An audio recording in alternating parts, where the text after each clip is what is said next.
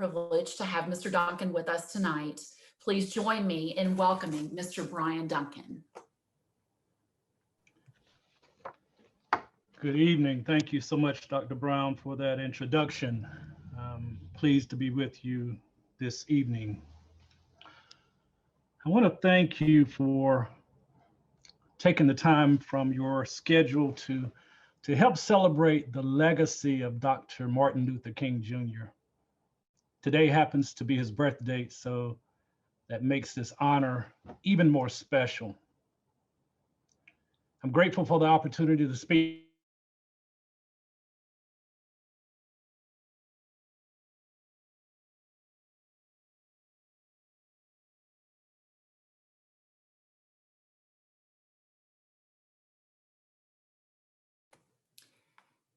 Mr. Duncan, I'm so sorry.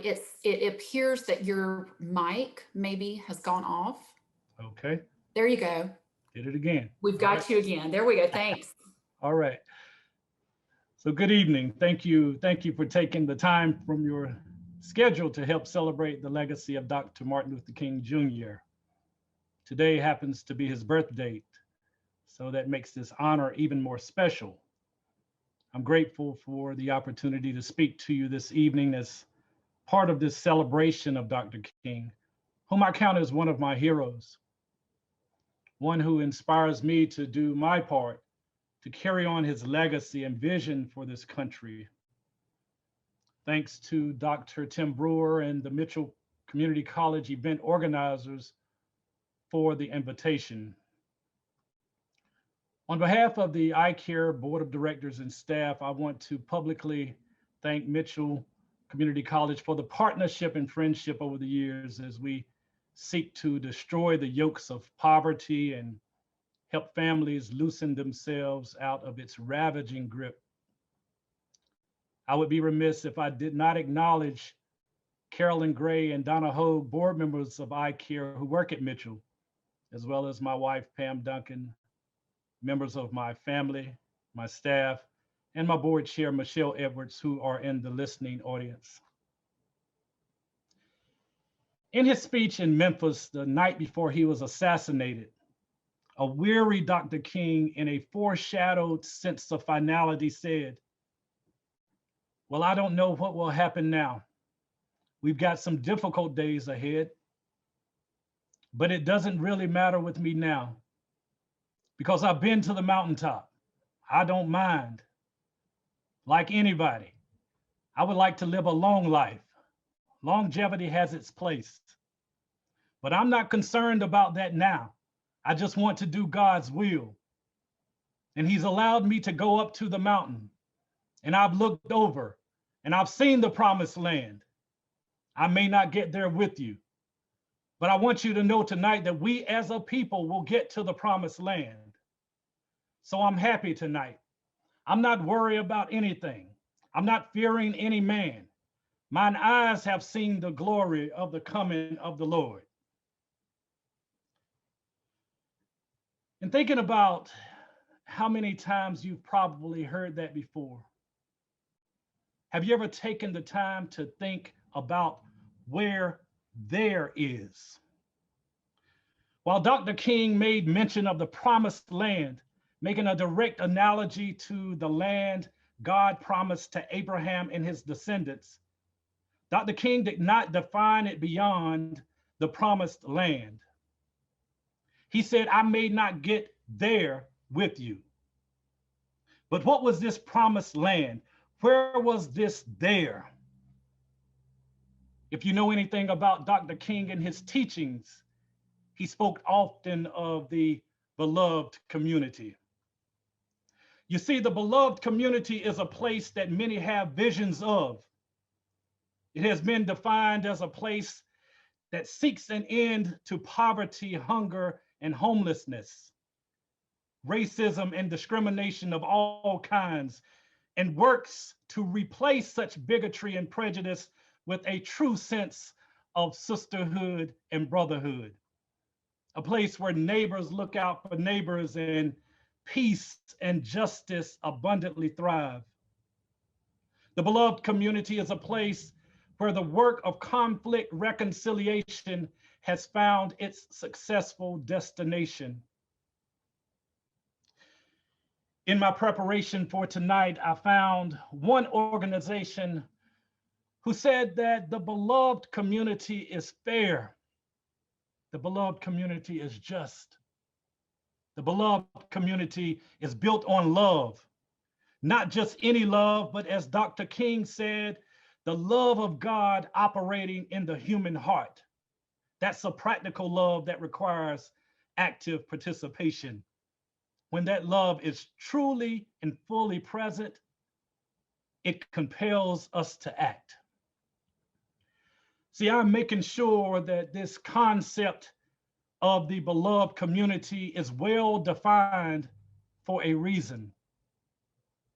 In this community, this beloved community, again, poverty, hunger, and homelessness, racism, and all forms of discrimination, bigotry, and prejudice will not be tolerated, because standards of human decency will not allow it.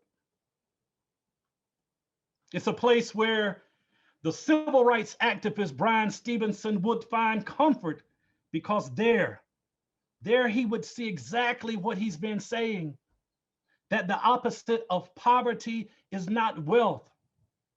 The opposite of poverty is justice. I see many people and organizations out here doing phenomenal work. They're walking out their desires to make this world a better place.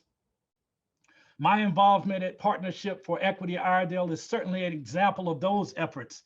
As well, we at iCare are so fortunate to be able to do the work we do in community action alongside 1,000 other agencies across this country that seek to live out the values of equity, respect, commitment, hope, community, caring, and opportunity as we do our part to build this beloved community. There are certain beliefs we feel this beloved community must have. So in order to get there, these beliefs must be held. We believe all people should be treated with dignity and respect, and recognize that structural race, gender, and other inequities remain barriers that must be addressed.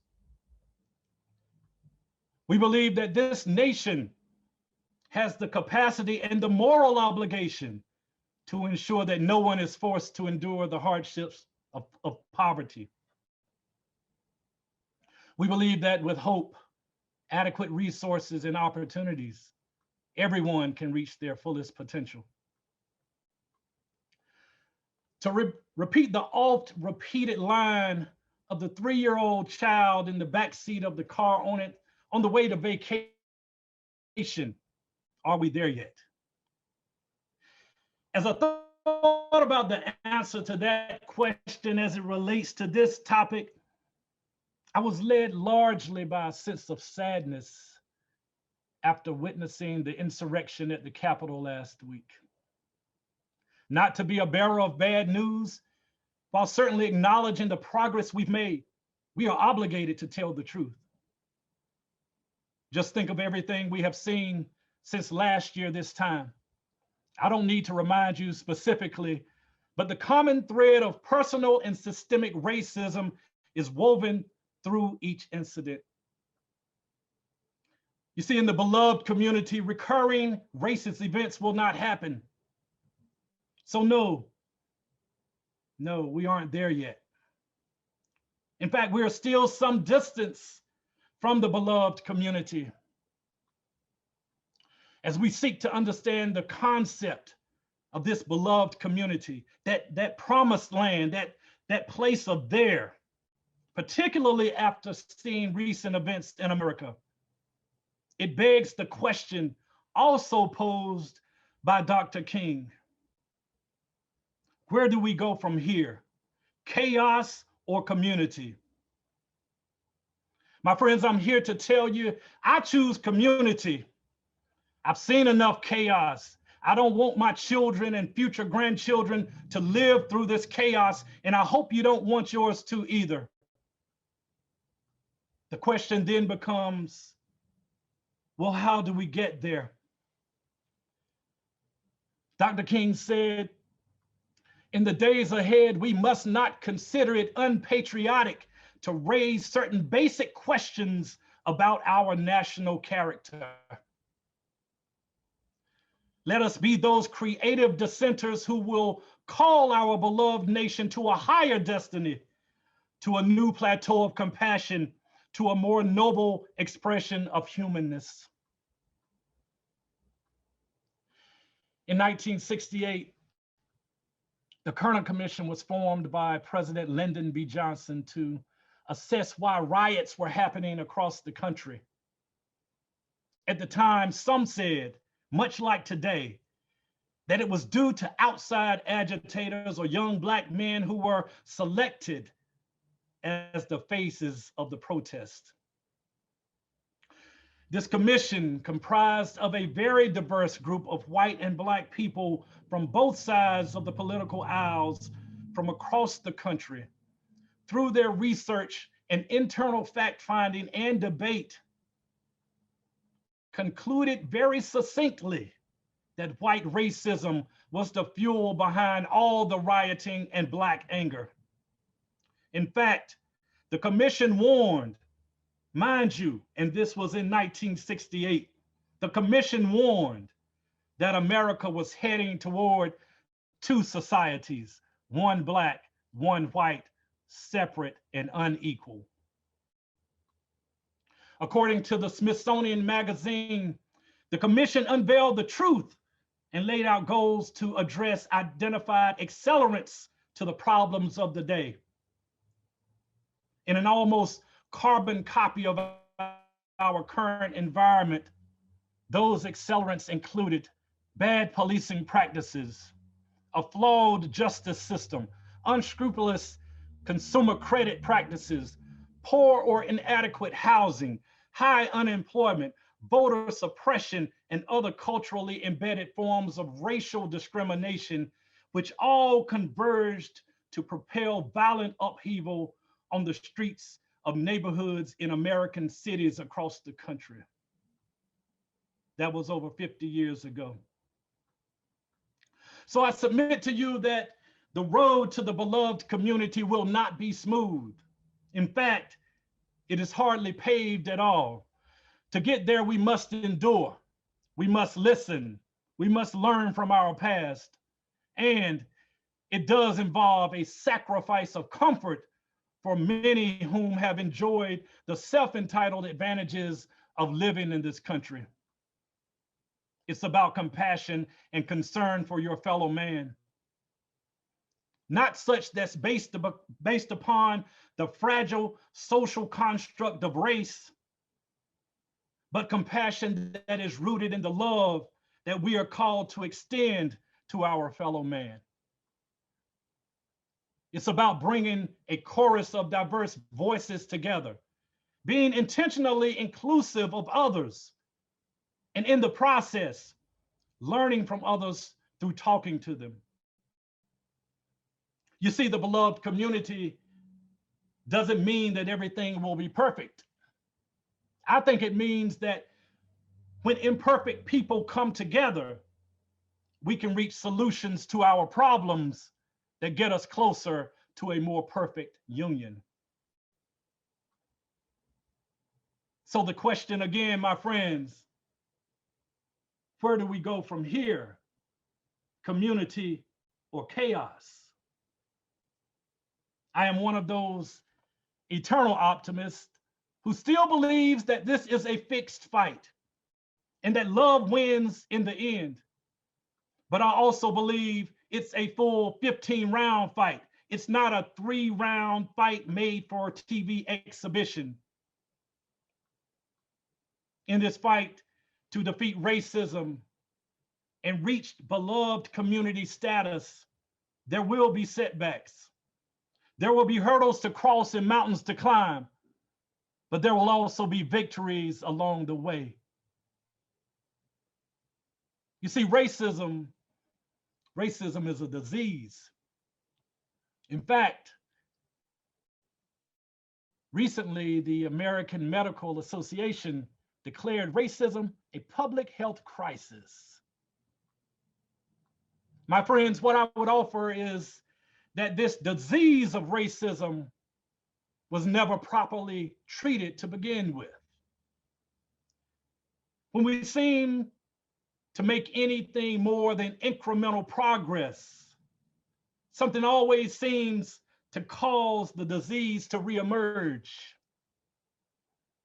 If we are going to heal from this infectious disease, it will take like-minded folks being stronger and more determined than the racists who strive to keep it alive. Inherent in the healing process is truth-telling.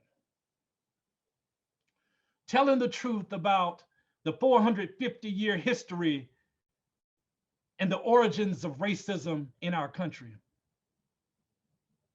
That must be part of the journey towards the beloved community, for there is no lasting reconciliation without truth.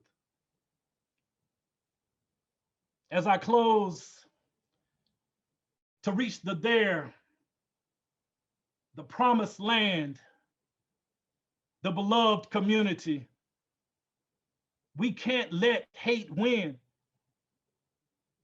I choose love because, in the fitting words of Dr. King, hate is too great a burden to bear. Thank you for your time this evening.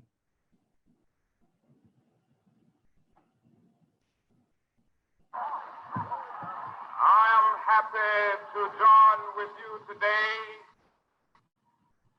in what will go down in history as the greatest demonstration for freedom in the history of our nation.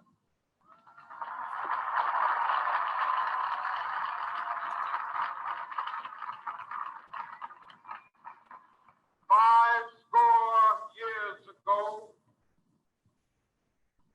a great American in whose symbolic shadow we stand today signed the Emancipation Proclamation.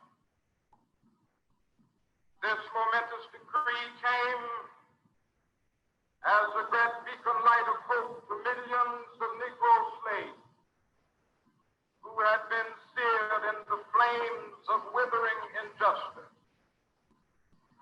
It came as a joyous daybreak to end the long night of their captivity.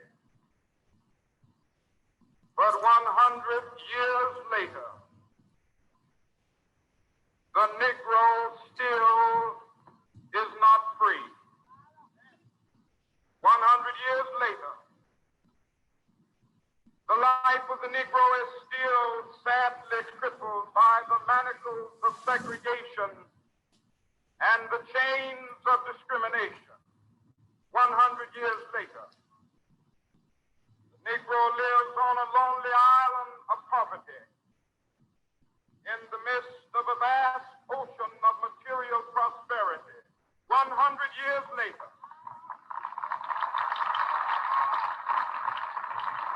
the Negro is still languished in the corners of American society, finds himself in exile in his own land. So we've come here today to dramatize a shameful condition. In a sense, we've come to our nation's capital to cash a check. When the architects of our republic wrote the magnificent words of the Constitution and the Declaration of Independence, they were signing a promissory note to which every American was to fall heir. This note was a promise that all men, yes, black men as well as white men, would be guaranteed the unalienable rights of life, liberty, and the pursuit of happiness. It is obvious today that America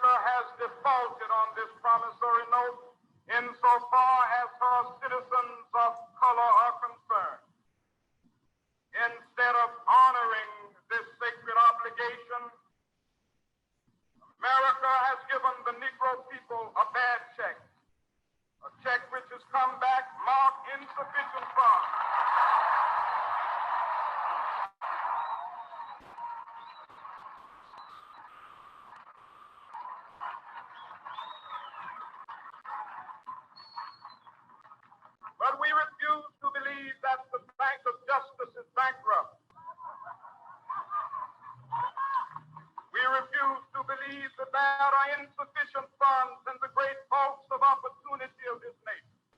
So we've come to cash this check, a check that will give us upon demand the riches of freedom and the security of justice.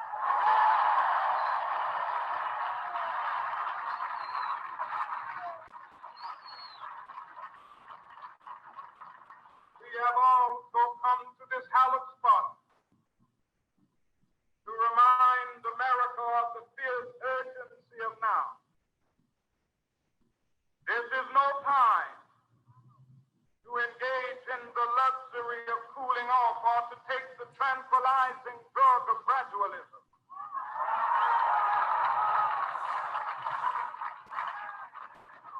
Now is the time to make real the promises of democracy. Now is the time to rise from the dark and desolate valley of segregation to the sunlit path of racial justice. Now is the time to lift our nation from the quicksands of racial injustice to the solid rock of brotherhood. Now is the time to make justice a reality for all of God's children. It would be fatal for the nation to overlook the urgency of the moment. This sweltering summit of the Negro's legitimate discontent will not pass until there is an invigorating autumn of freedom and equality. 1963 is not an end, but a beginning.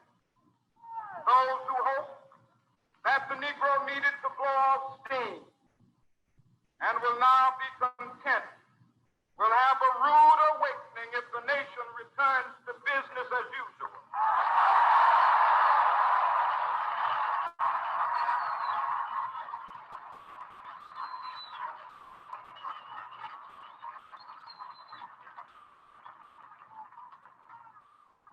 There will be neither rest nor tranquility in America till the Negro is granted his citizenship rights.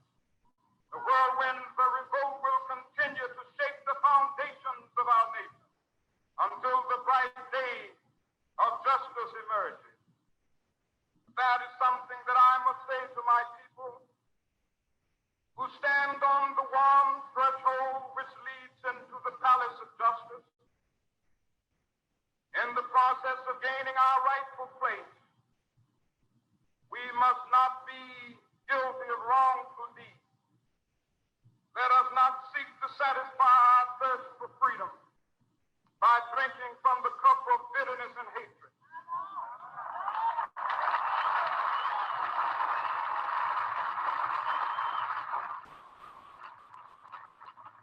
We must forever conduct our struggle on the high plane of dignity and discipline.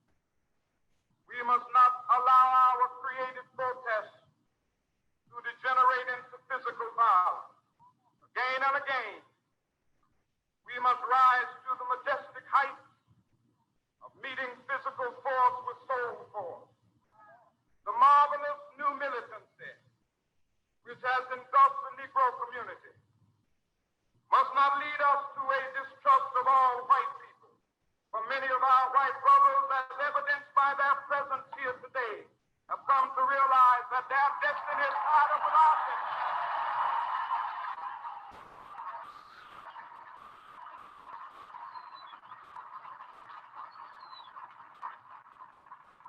They have come to realize that their freedom is inextricably bound to our freedom. We cannot walk alone. As we walk, we must make the pledge that we shall always march ahead.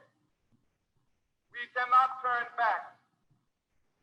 There are those who are asking the devotees of civil rights, when will you be satisfied? We can never be satisfied as long as the Negro is the victim of the unspeakable horrors of police brutality. We can never be satisfied as long as our body is heavy with the fatigue of travel.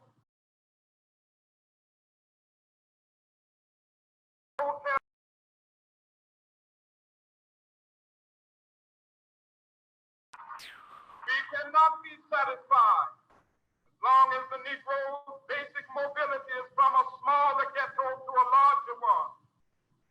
We can never be satisfied as long as our children are stripped of their selfhood and robbed of their dignity by signs stating for whites only.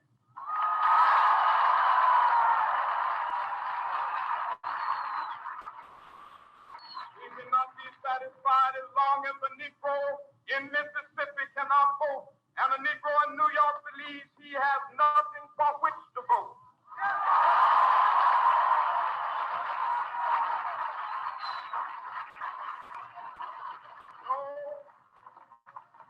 No, we are not satisfied, and we will not be satisfied until justice rolls down like waters and righteousness like a mighty stream.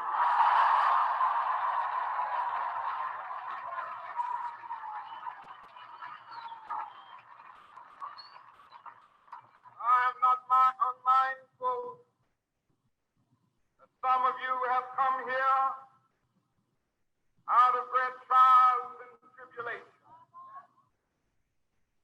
Some of you have come fresh from narrow jail cells. Some of you have come from areas where your quest for freedom left you battered by the storms of persecution, staggered by the winds of police brutality. You have been the veterans of creative suffering. Continue to work with the faith that unearned suffering is redemptive. Go back to Mississippi. Go back to Alabama. Go back to South Carolina. Go back to Georgia. Go back to Louisiana. Go back to the slums and ghettos of our northern cities. Knowing that somehow this situation can and will be changed. Let us not wallow in the valley of despair. I say to you today, my friends,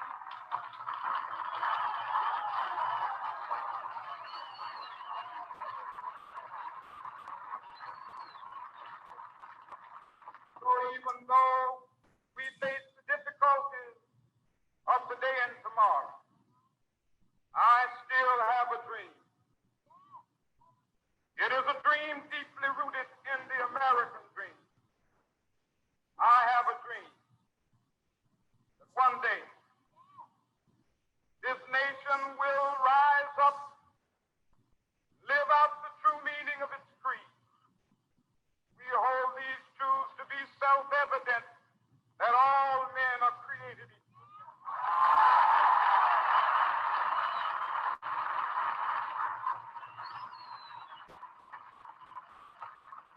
I have a dream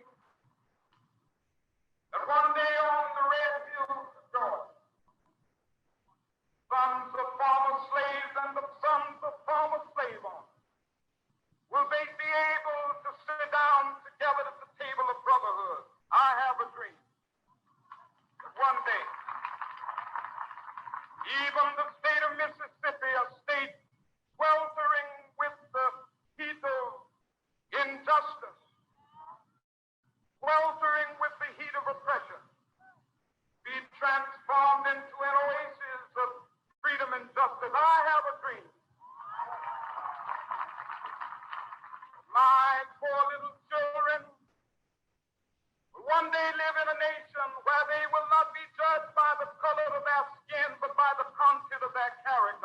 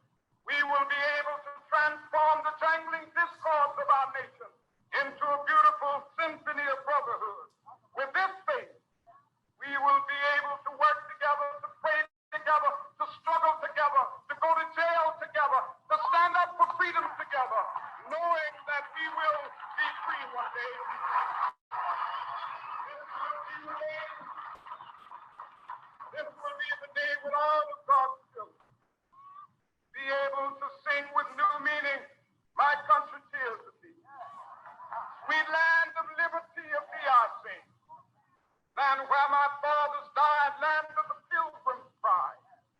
From every mountainside, let freedom ring. And if America is to be a great nation, this must become true. So let freedom ring. From the prodigious hilltops of New Hampshire, let freedom ring. From the mighty mountains of New York, let freedom ring. From the hiking Alleghenies of Pennsylvania, let freedom ring. From the snow-capped Rockies of Colorado, let freedom ring. From the curvaceous slopes of California. But not only that, let freedom ring from Stone Mountain of Georgia. Let freedom ring